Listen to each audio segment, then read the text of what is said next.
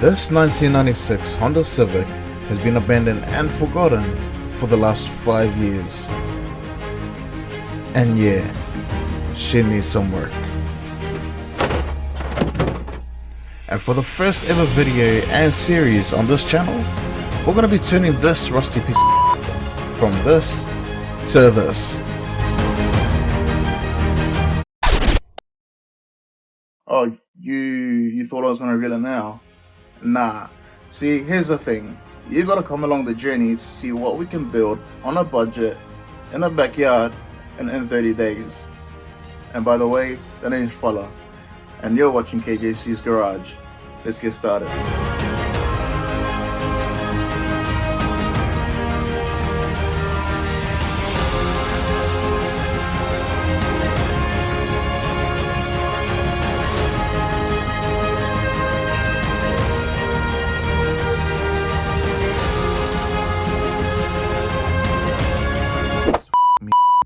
Question is, where do we start?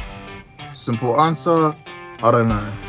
But I think what we're going to start with is we want to make sure that all the junk, all the garbage inside the interior is gone, so we can replace everything with new parts that look a lot better. But first, let's strip everything out. So, let's do that. And now that you've seen the state she's in, you've also seen the amount of work that needs to be done. So we'll be splitting this build into 5 steps. First, we need to strip down the car, see what we can and cannot reuse in this build later on. And whilst we're stripping what's left of the car, we'll then move over to removing the dashboard to allow more access for us to further inspect and attend to any hidden issues beyond what we can see. It will also allow us to make step 2 of the build a whole lot easier when it comes to it. So with that being said, let's continue stripping. The car, that is.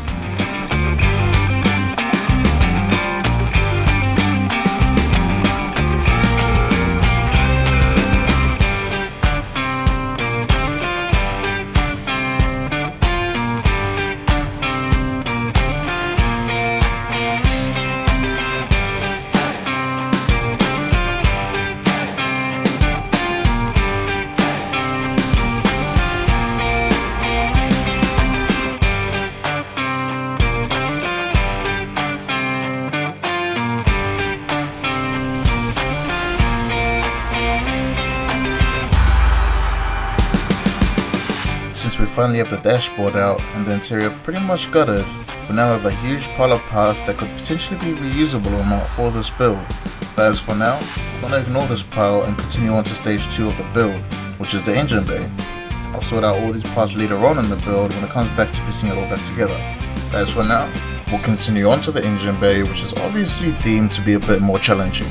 So before we can attack the engine bay, there's still a few things that need to be removed to make our life a whole lot easier when it comes down to prep. As you can see, there are still parts hanging down that restrict our access to freely maneuver the paint gun. So to remove the brake booster, clutch master and the looms, we'll head back into the car where the mounting points are, and I'll vaguely explain the process to remove these parts. So to remove everything, we just have a couple of bolts that we need to unbolt to be able to pop everything off. And while we're here, we're going to be removing all the AC components, which also have an effect inside the engine bay because there is parts that are sticking through the firewall because of it, which will allow us to pull out the loom just a lot more easier as well. So let's get started.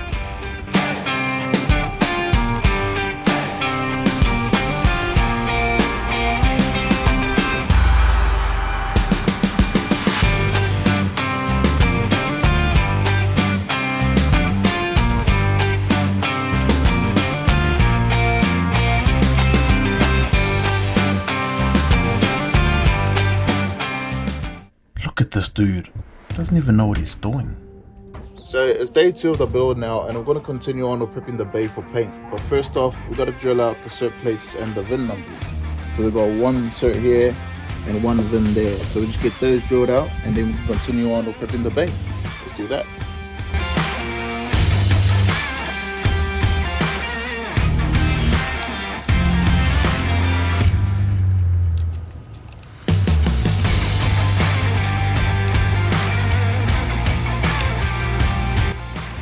So now that we have those 2 off, we can now take off both the front guards to allow us to have more access for what we need to prep for paint.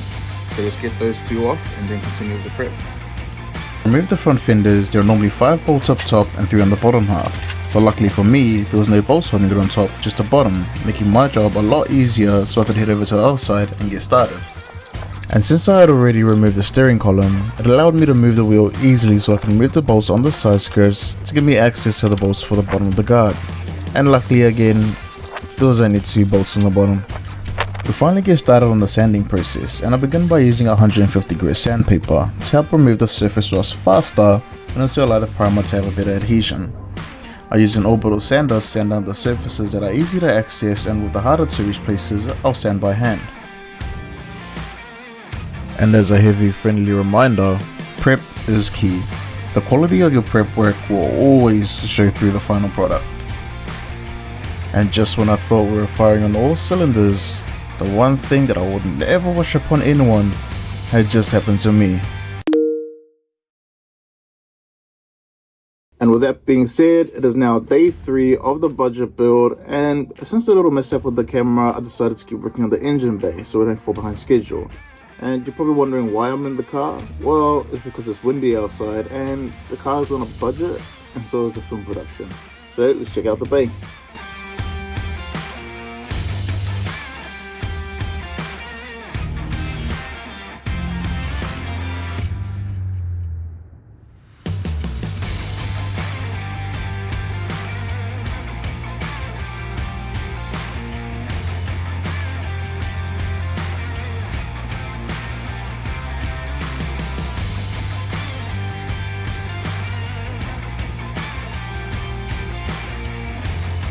I'll now run you through the next process, starting off with sanding down parts of the bay with 600 grit sandpaper where debris had landed on while the primer was wet.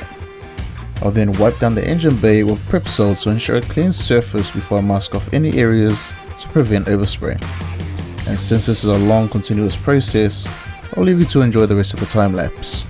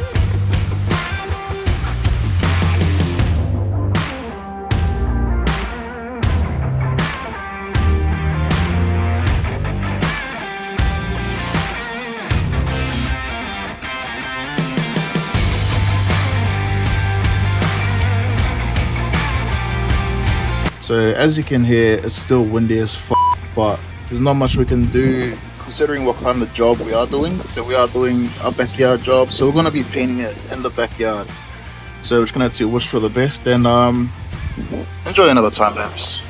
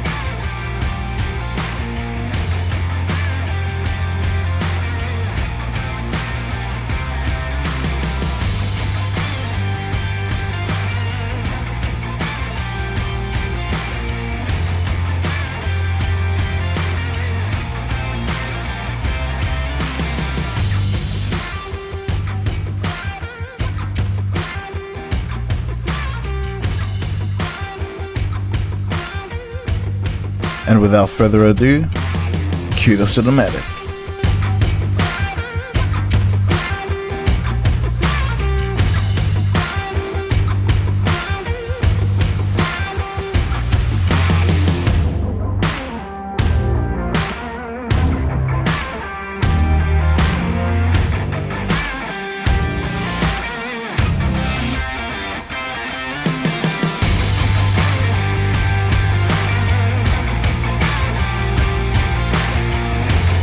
And that's it for today's video. It's been 3 days since we started this build, but I'd say we've come a long way since then, with the interior pretty much stripped out and the engine bay looking a lot more cleaner, ready for the new motor. So stay tuned for next week's video when I reveal what motor we've chosen for the EK hatch and what else we have planned for it. And if you liked the video, make sure to like, subscribe and drop a comment on what you think we should do to the EK hatch. And don't forget to hit the noti bell so you don't miss out on what's coming next on KJC's Garage. Peace.